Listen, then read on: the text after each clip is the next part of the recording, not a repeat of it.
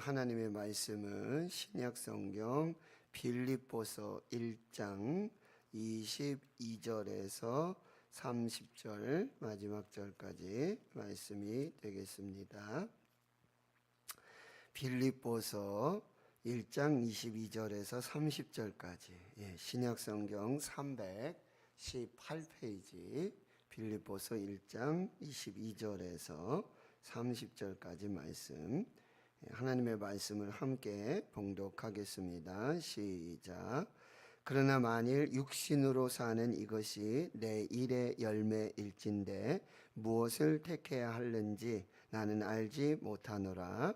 내가 그 둘 사이에 끼었으니 차라리 세상을 떠나서 그리스도와 함께 있는 것이 훨씬 더 좋은 일이라. 그렇게 하고 싶으나 내가 육신으로 있는 것이 너희를 위하여 더 유익하리라. 내가 살 것과 너희의 믿음의 진보와 기쁨을 위하여 너희 무리와 함께 거할 이것을 확실히 아노니, 내가 다시 너희와 함께 있으므로 그리스도 예수 안에서 너희 자랑이 나로 말미암아 풍성하게 하려 함이라. 오직 너희는 그리스도의 복음에 합당하게 생활하라. 이는 내가 너희에게 가보나 떠나 있으나 너희가 한 마음으로 서서 한 뜻으로 복음의 신앙을 위하여 협력하는 것과 무슨 일에든지 대적하는 자들 때문에 두려워하지 아니하는 이 일을 듣고자 함이라. 이것이 그들에게는 멸망의 증거요 너희에게는 구원의 증거니, 이는 하나님께로부터 난 것이라.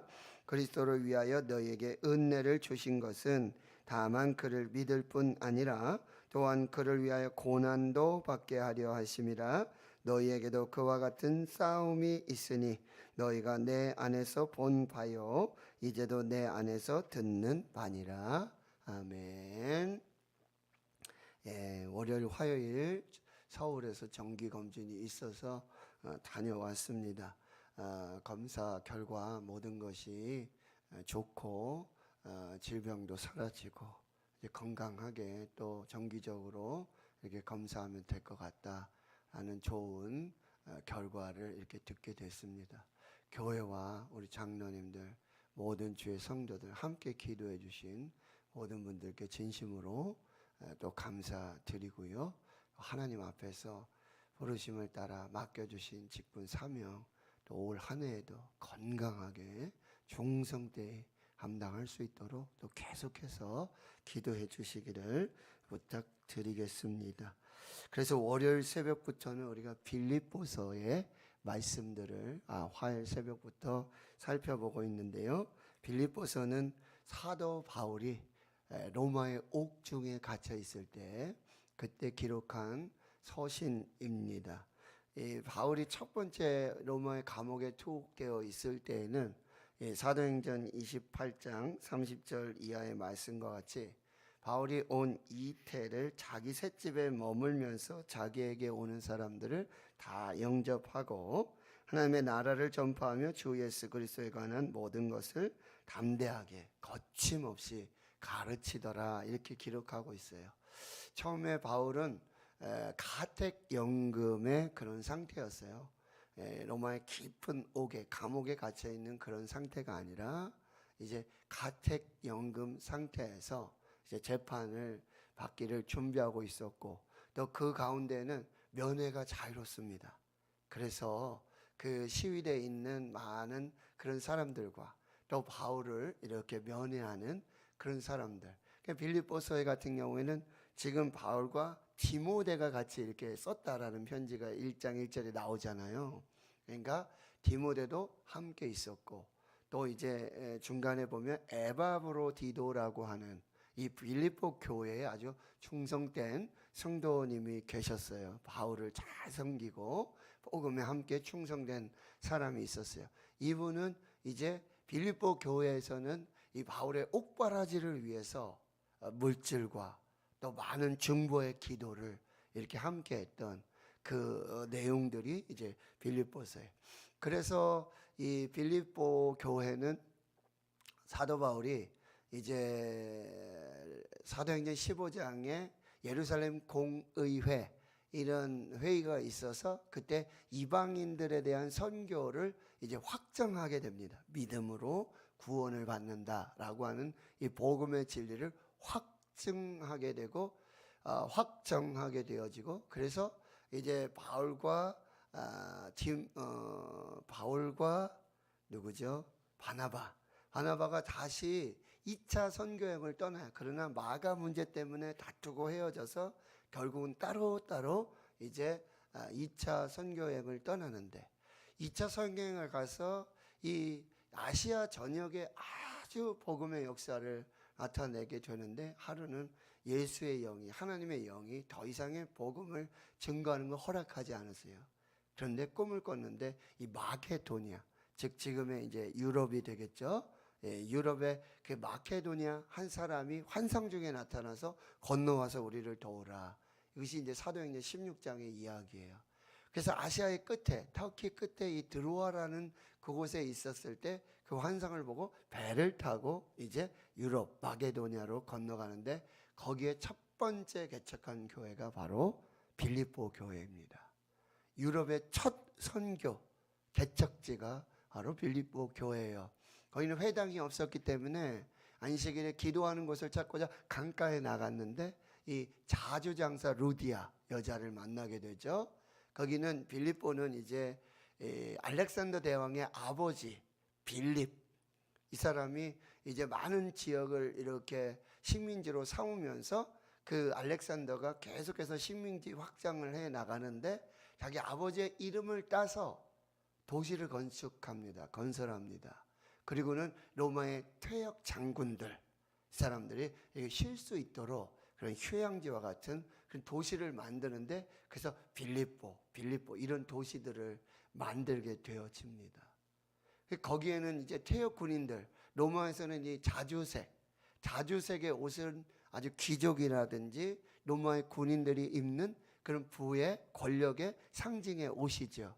그 옷들을 만드는 자주장사 루디아를 만나게 되고 복음을 전하게 되고, 이제 빌립보 교회 최초의 교인이 되어 그 가족 모든 사람들이 예수를 믿고, 그러면서 귀신 들린 여종 하나를 고쳐주는데, 그것으로 말미암아 감옥에 투옥되고, 지난 금요일에 말씀드렸지만 한밤중에 바울과 실라가 기도하고 찬송하니까 옥문이 열리고 지진이 나고 착고가 풀리며, 그곳에 간수와 그 모든 가족이 이제 또 예수를 믿고 세례를 받게 돼서 빌립보 교회가 형성이 되어지는 거죠. 그런 과정에 이제 사도 바울은 3차 선교 여행을 마치고 예루살렘으로 가서 이제는 죄수의 몸이 돼서 또 로마 가이사에게 가서 내가 황제에게 재판을 받겠다. 그렇게 해서 로마로 호송이 되어서 로마의 감옥에 갇혀 있는 그 상황이에요. 그때 이 빌립보에 있는 교회와 성도들, 그리고 여기 감독들, 집사들에게 편지를 하면서 은혜와 평강을 기도하기 시작합니다. 감옥에 갇혀 있는 바울의 선택은 무엇입니까? 감사합니다. 감사할 수 없는 상황이죠. 이게 신의 한 수예요. 여러분, 고난 중에 감사는 더 각별한 하나님의 위로와 축복을 경험할 수 있다. 또 한 가지 뭐죠? 교회를 위한 기도예요. 성도를 위한 기도. 두 가지, 감사와 기도. 그래서 여러분 9절과 또 10절, 11절에 세 가지 아주 사도 바울의 기도가 나오는데, 사랑이 점점점 풍성해지기를 기도하고요. 그 다음에 지극히 선한 것을 분별하는 그런 분별력을 위해 기도하고, 또 세 번째는 예수 그리스도로 말미암아 의의 열매가 가득하기를 기도하고 있어요. 우리와 기도에 좀 다르죠? 빨리 옥에서 나가게 해 주시옵소서. 뭐 이런 기도하고는 조금 달라요. 바울의 기도는 다릅니다. 여러분, 기도가 달라지면 인생이 바뀌어요. 내가 지금 무슨 기도를 하고 있는가? 맨날 주시옵소서, 주시옵소서. 내 계획이 이런데 이렇게 이루어 주시옵소서. 기도가 아니라 이제 내일 저녁에 금요기도에 오십시오. 그럼 사도 바울의 이 첫 번째 기도가 무엇이었는지, 주님, 내가 이제 무엇을 하리이까?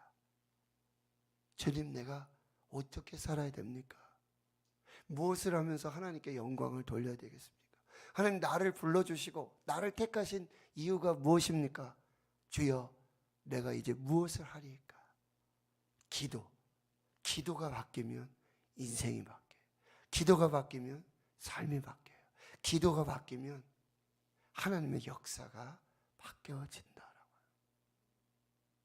그래서 감사와 기도를 선택하고, 그 다음에 12절에서부터 말씀해 보면, 형제들아, 내가 당한 일이 도리어 복음 전파의 진전이 되었다. 여러분, 사도 바울은 지금 갇혀 있어요. 갇혀 있는데 어떻게 복음을 전해요?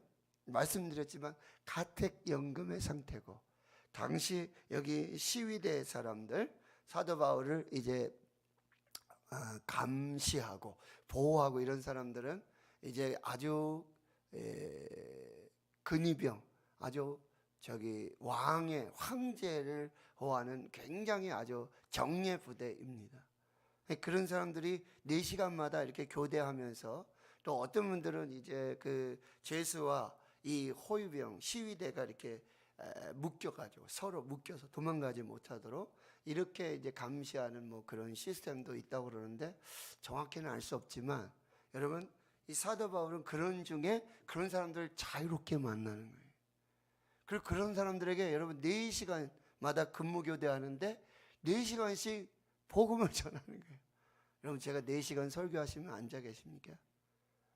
근데 그 하나님이 그런 모든 상황을 만들어 주시고 또 자유롭게 면회가 돼요.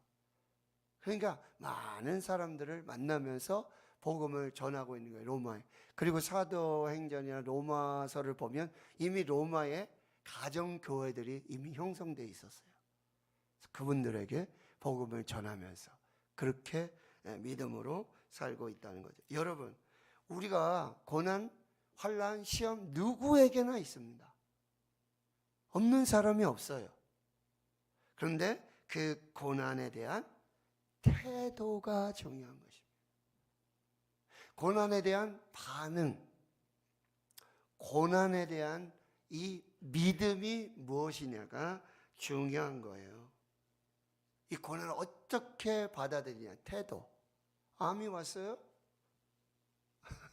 어떻게 받아들여야 돼요? 어떻게 반응해야 돼요? 부도가 났어요?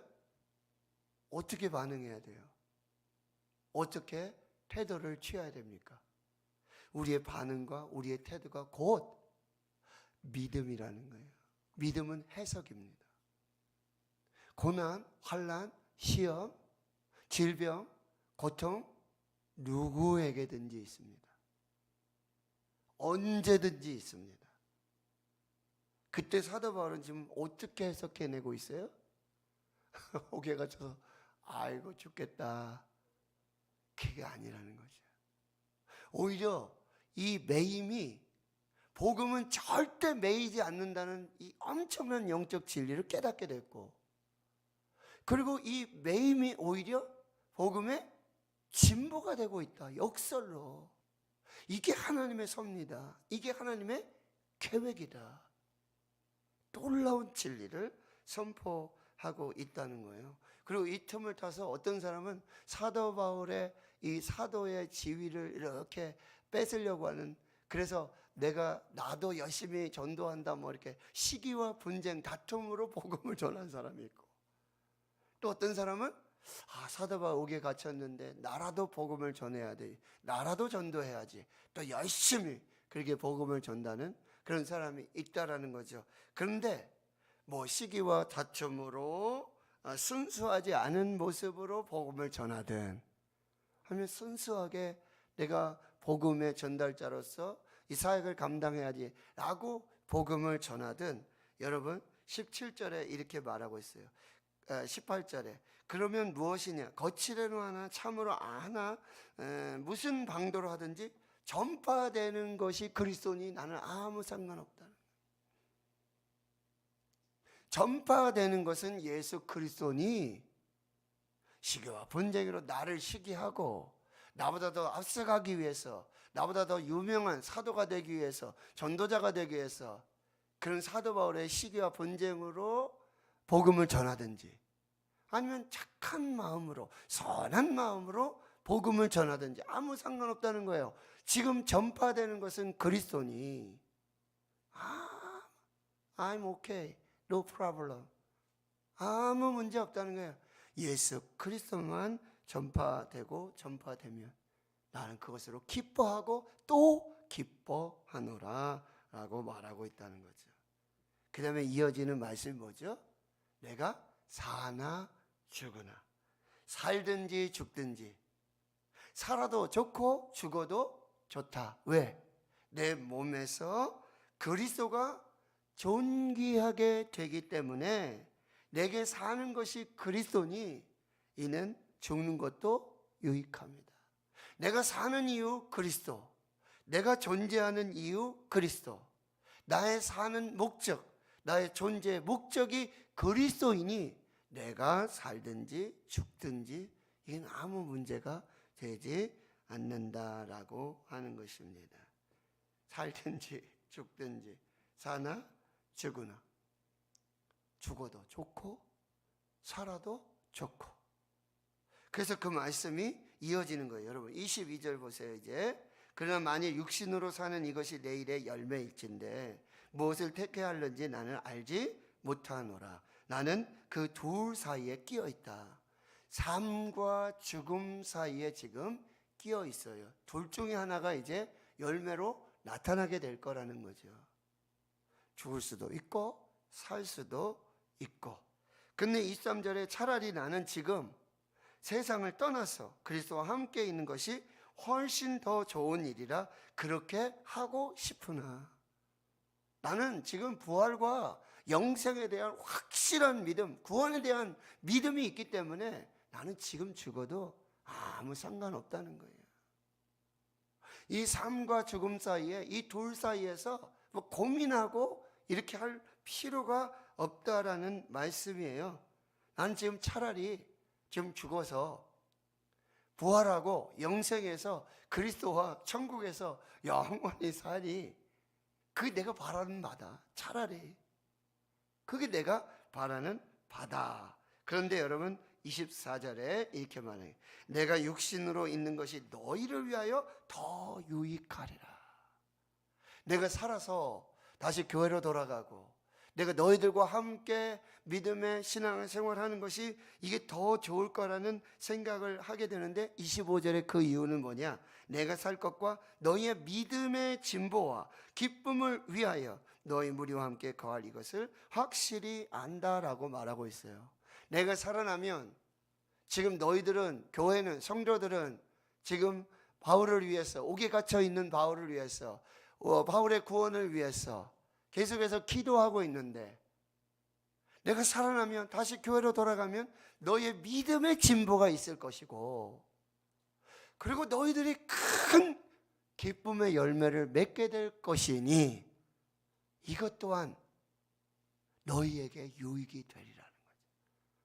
나는 차라리 죽어서 부활하고 영생에서 그리스도와 천국에 영원히 사는 것을 내가 원하고 바라지만, 그러나 내가 사는 것이 더 유익할 것은 너희 교회와 성도들에게 믿음의 진보가 될 거다. 그리고 기쁨이 될 것이니 이것도 유익하다라고 말씀해 주고 있다라고 하는 것입니다. 그래서 26절에 내가 다시 너희와 같이 있으므로 그리스도 예수 안에서 너희 자랑이 나로 말미암아 풍성하게 하려 함이라. 보세요. 사도 바울이 이제 훈련해서 다시 빌립보로 가고 성도들을 만나게 될 때 그 믿음의 진보가 있을 것이고 기쁨이 충만하게 될 것이고 그 교회와 성도들에게는 뭐야? 간증이 될 것이다. 하나님의 살아계심과 하나님의 역사에 간증이 될 것이니 이 또한 기쁨이 될 것이다 라고 말하고 있어요. 그러면서 27절에 아주 강력한 권면을 해주고 있어요. 뭐죠? 그리스도의 복음에 합당하게 생활하라. 그리스도의 복음에 합당하게 생활하라.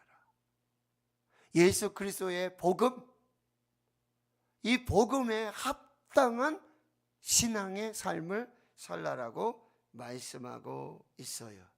바로 이 복음에 합당한 삶, 그리스도의 복음에 합당한 삶은 이 고난 중이라도 환난 중이라도 그리스도의 삶을 본받아서 이 고난 중에서도 이 복음의 정신으로, 예수 그리스도의 복음의 정신으로 깨어서 믿음으로 사는 생활을 말하고 있다는 거예요. 너희들이 그리스도의 복음에 합당하게 살아라. 그 첫 번째는 뭐냐면 너희가 한 마음으로 서서 한 뜻으로 복음의 신앙을 위하여 협력하라. 교회 안에 여러분 다툼이 있고 분란이 있으면 이건 그리스도의 복음에 합당한 생활이 아니에요. 지금 사도 바울이 옥에 갇혀 있잖아요. 그러니 빌립보 교회 안에서도 여러 다툼의 문제가 생겨요. 대표적인 문제가 무슨 문제냐 하면요, 여러분 교회 연합을 깨트리는 그런 사람들이 나타나게 된다는 거죠. 교회 안에 영적인 싸움들이 생겨나게 된다는 거예요. 그때 어떻게 하냐면은 한 마음으로 서서 한 뜻으로 복음의 신앙을 위한 협력의 그 신앙을 삶을 살라고 말할 수 있어요. 여러분 교회가 연합이 흩어지면 깨져지면 교회는 완전히 망할 수밖에 없어요. 그러나 10명이든 20명이든 똘똘 한 마음으로 서서 한 뜻으로 복음의 정신으로 여러분이 협력을 하게 되면, 교회가 연합하게 되면 두 가지 반응이에요. 외부적으로 지금 사도 바울이 옥에 갇히면서 교회에 환란이 왔잖아요. 근데 그런 위기가 오히려 기회가 돼서 교회와 성도들이 더 한 뜻으로 한 마음으로 합력해서 연합해서 하나님 앞에 서게 될 때 위기가 기회가 되는 거예요. 그 복음에 합당하게 생활하라. 그리고 두 번째는 여러분 28절에 무슨 일에든지 대적하는 자들 때문에 두려워하지 말라. 두려워하지 말아라.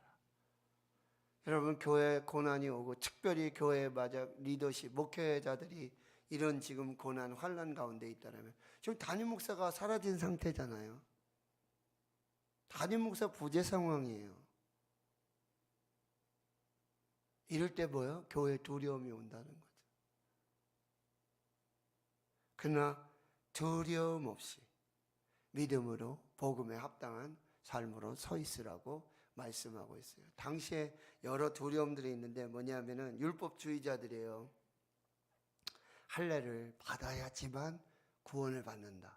이건 바울이 전한 복음과 완전히 반대되는 거죠. 바울이 없는 틈을 타서 그렇게 계속해서 말하는 거예요. 그리고 또 어떤 사람들은 우리가 은혜로 구원을 받았으니까 이제 더 이상 도덕적인 삶이 필요 없다. 도덕 폐기론자를 말하는 사람들도 있게 된다는 거죠. 이게 서로 다툼이 되는 거예요. 이게 교회 두려움으로 오는 거예요. 그러니까 너희들은 한 마음으로 서서 한 뜻으로 복음의 신앙에 협력해라, 연합해라. 두 번째는 두려움이 없이 믿음으로 나아가라 라고 말해주고 있다는 거죠. 그리할 때 28절 하반절에 이것이 그들에게는 멸망의 증거가 되고 원수들에게는요, 너희에게는 구원의 증거가 될 텐데 이게 하나님으로부터 오는 은혜의 표적이 된다라고 하는 거죠. 29절에 그리스도를 위해 너에게 은혜를 주셨다. 하나님이 은혜를 주신 것은 그를 믿을 뿐 아니라 또한 무엇입니까? 그를 위하여 고난도 받게 하려 함이라. 여러분 믿음에는 반드시 고난이 옵니다. 연단이 옵니다. 믿었다고 해서 구원받았다고 해서 그냥 만사형통이 아니에요. 고난이 반드시 있어요. 여러분 고난을 없이 해달라고 기도하지 마시고 고난이 올 때 견딜 수 있도록 기도하세요. 고난은 필수예요. 고난이 없는 사람 없어요. 제가 서울에 올라가서 이번에 그 교회 목사님들 만났다 그랬잖아요. 한결같은 공통적인 문제없는 교회 없다. 형통한 목회는 없다. 고난이 있다. 환난이 있다. 다 견디고 그 고난 속에서 하나님의 의도와 목적이 무엇인지 이 고난을 통한 연단을 통한 하나님의 계획을 붙들고 믿음으로 나아가라. 결론이었어요. 앞으로도 고난이 올 거예요. 앞으로도 연단이 있을 거예요. 그때 어떻게 대처하느냐라고 하는 거죠. 30절에는 뭐라고 하죠? 너에게도 그와 같은 싸움이 있어요. 고난도 있고 영적 싸움도 있습니다. 고난이 있습니다. 영적 싸움 있습니다. 너희들이 지금 내가 그런 것을 내 안에서 너희들이 본 거고 내 안에서 듣는 바다. 여러분 사도 바울의 이야기는 뭐죠? 사도 바울의 이야기는 복음의 이야기는 예수 그리스도의 복음의 이야기는 사도 바울의 고난의 이야기예요. 사도 바울의 영적 싸움의 이야기라는 거예요. 믿음에는 반드시 고난이 옵니다. 연단이 있습니다. 영적 싸움이 있습니다. 그래서 여러분 견딘 만큼 쓰임 받습니다. 견뎌야 쓰임 받을 수 있습니다. 일본의 최고 목조 건물 중에 하나는 호류지, 호류사. 거기에 목조 건물 1000년이 지나도 지금 그 사찰이 그대로 보존되어 있다. 근데 거기 그 가문, 그 사찰을 지은 사람들의 공동 궁목수라고 그러는데 궁궐을 짓는 이 목수들, 그들은 나무를 집을 지을 때, 사찰을 지을 때 여러분 1000년 된 노송을 가지고 짓는다고 그래요. 왜요? 1000년을 견뎠기에 1000년을 살 수 있기 때문에 1000년 된 노송을 가지고 이 집을 짓는다라고 하는 것입니다. 1000년을 견딘 나무는 1000년의 쓰임을 받게 되는 거예요. 모세가 여러분 애굽의 왕궁에서 미디안의 광야에서 견뎌냈을 때 하나님 쓰임 받게 되어져요. 다윗이 광야에 그 혹독한 훈련을 견뎌냈기 때문에 쓰임 받았어요. 요셉이 그 엄청난 이 고난을 견뎌냈기 때문에 요셉이 쓰임 받을 수 있었다라고 하는 것이죠. 사랑하는 성도 여러분, 영원토록 쓰임 받는 나무가 있죠. 1000년을 견뎌서 1000년을 쓰임 받는 나무도 있는데 영원토록 쓰임 받는 나무가 있죠. 십자가입니다. 십자가는 영원토록 쓰임을 받습니다. 왜요? 거기에 예수 그리스도가 함께 있기 때문입니다. 예수 그리스도와 함께 십자가를 붙들고 십자가를 견디신, 십자가를 참으신 그 예수 그리스도를 붙들고 예수와 함께 십자가에 못 박힐 때, 내가 그리스도와 함께 십자가에 못 박혔나니 그런즉 이제는 내가 사는 것이 아니라 오직 내 안에 그리스도께서 사는 것이라. 이제 내가 사는 것은 나를 위하여 육체를 버리신 그리스도 예수를 믿는 믿음 안에서 사는 것이니라. 사나 죽으나 내 몸에서 그리스도가 존귀히 되어지고, 우리가 살아도 주를 위하여 살고 죽어도 주를 위하여 죽나니 죽으나 사나 우리가 주의 것이로다. 삶과 죽음의 현실 사이에서 우리는 오늘도 복음에 합당한 믿음의 삶을 살고 이 구원의 은혜와 함께 오는 고난과 영적 싸움들을 잘 싸우고 견뎌서 하나님 앞에 쓰임받는 교회와 주의 성도들이 될 수 있도록. 혹독한 겨울을 지는 나무는 나이테가 생깁니다. 나이테. 그것은 고난을 견뎠다는, 추운 겨울을 견뎠다는 흔적이 되어져. 고난을 이기면 여러분 속에 영적인 나이테가 생겨나는 것이죠. 영적 경력이 되는 거예요. 스펙이 되는 거예요. 여러분 경력, 스펙은 거꾸로 하면 뭐죠? 역경이에요. 저와 여러분에게 있는 고난과 연단은 하나님께서 경력, 스펙을 쌓아주시는 하나님의 계획과 섭리일 수 있다라고 하는 것. 오늘 믿음으로 여러분, 삶과 죽음의 현실 사이에 사는 것도 영광, 죽는 것도 영광. 두려워하지 마시고 하나님의 은혜로 사시고요. 복음에 합당하게 한 마음으로 서서 굳건하게 협력해 나가고, 그리고 영적인 싸움들 두려움 없이 담대하게 해 나갈 때 하나님의 역사를 보게 되는 줄 믿습니다. 고난과 연단 잘 견디십시오. 잘 견디십시오. 하나님이 여러분을 쓰시기 위한 놀라운 계획이 있다는 거 꼭 여러분 기억하시고 하나님의 승리하는 역사가 있기를 주의 이름으로 축원합니다. 하나님 감사합니다.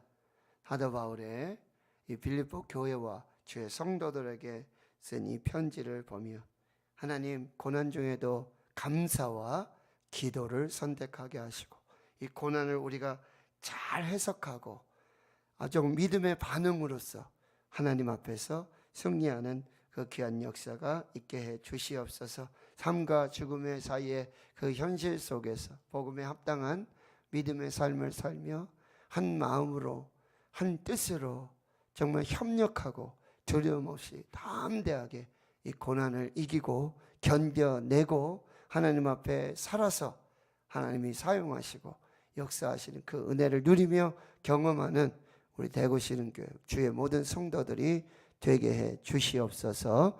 이제는 우리 구주 예수 그리스도의 은혜와 하나님 아버지의 무한하신 사랑하심과 성령의 내주 교통 충만하심이 이제로부터 영원토록 함께 하시옵기를